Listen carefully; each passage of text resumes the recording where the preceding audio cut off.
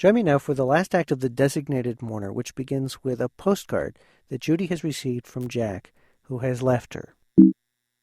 Then one day there was a funny postcard with a picture of an outdoor restaurant.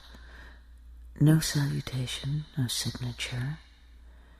It said, "In a very pretty garden, I ate lunch without you today. At a wobbly table with a thin rose crawling bent and unbalanced out of a tiny vase. I ate an egg and didn't think about you." I stayed in a little hotel for a while. An adorable hotel.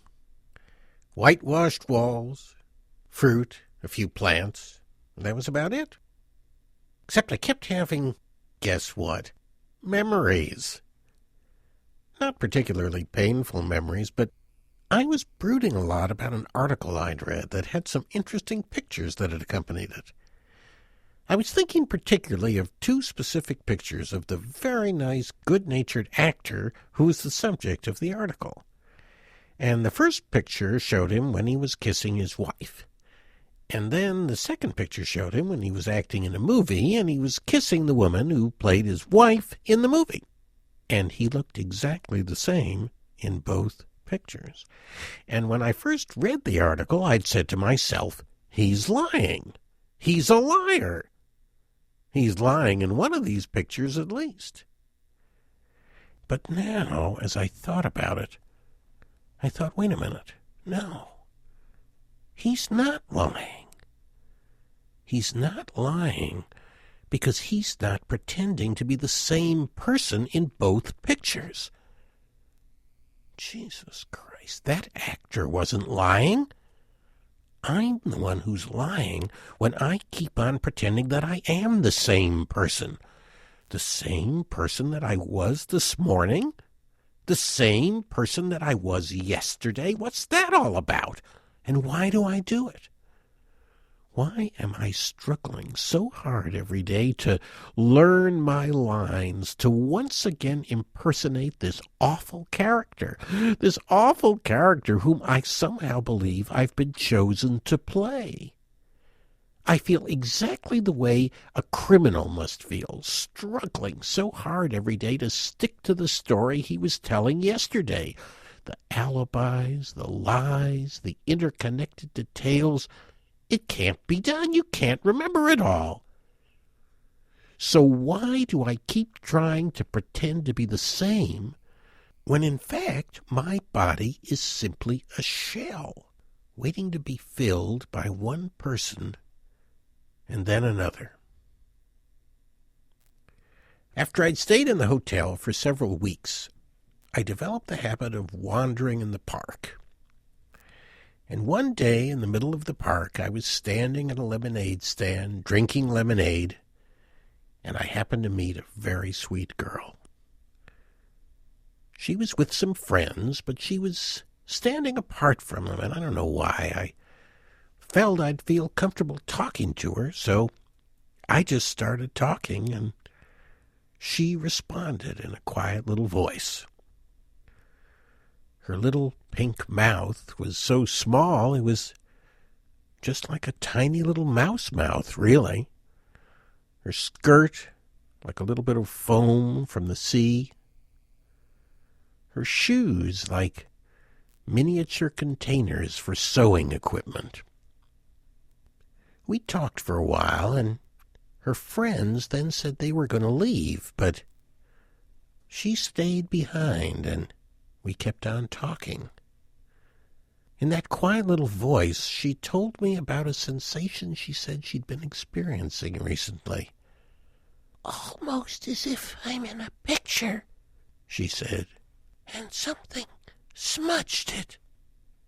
"Is there also almost like a sort of funny silence?" I asked her.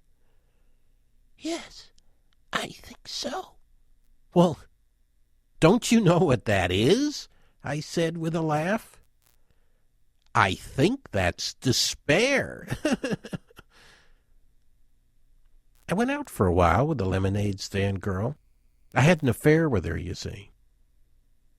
Shall I tell you the rather subtle approach I used to lure her into it? Well, we were standing there by the lemonade stand, and it was getting dark, and I looked her in the eye, and I said, "Would you like to have an affair with me?" Wasn't that clever? She responded by touching me a little bit crudely. And then she introduced herself. Her name was Peg, and we went to her apartment. I often cried in bed when Peg and I made love because I felt like a lamb who was feeding on grass. And folktales tell us that happy lambs quite often cry. Holding me in her arms, Peg was limitlessly kind. Her goodness was sort of like an ocean, really, and I was free to swim in it, and I swam and felt free. You know, I'd always wondered, how can people say that they're moved by nature? How could that be possible when the tree, the flower have really no meaning? No one made them. No one intended anything particular by them. So how can people say that they mean something? Is that not like the belief of someone insane who thinks the raindrops on the window are bringing him a message? No, not at all. Lying next to Peg, I saw I'd been wrong. It was so easy now just to look at her shoulder, her neck, her cheek, and feel a kind of direct communication, as if her body were literally speaking to mine, as if I could hear things now, a stone talking, or a tree stump at night, or the moon. Anyway, things didn't work out with Peg. She got tired of me. Maybe my problem was just having always been very unhappy.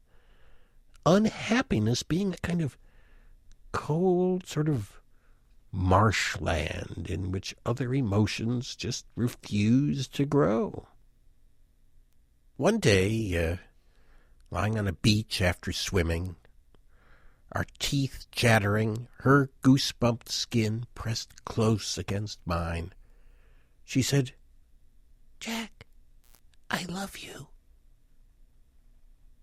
And I thought, what does she mean? Is she talking about me? My name rang so oddly in my ears. Each night, alone in the house with Father, I'd go to bed late. I'd fall asleep instantly as if I'd been clubbed. Then 3 hours later, I'd wake up again, sweaty, terrified, my heart pounding. Lying in my bathtub in the dark, I'd twist back and forth under the little stream of water, as if an invisible person were whipping me brutally. Mustn't touch myself. I'd think that would be bad. The wrong direction. All Father's friends were putting pressure on me as if I were the one who had all the answers somehow. As if I could explain what was going on. Why? Why me? I'd wait and wait. And finally dawn would come and the distant sound of violence, that vague, low roaring and groaning, the snapping of guns, would finally grow quiet, or almost quiet. That heartsick feeling didn't go away, though. The oppression, the awfulness. But sure, it was soothing, it was comforting to feel the sweetness of the morning air, to hear the birds, the insects,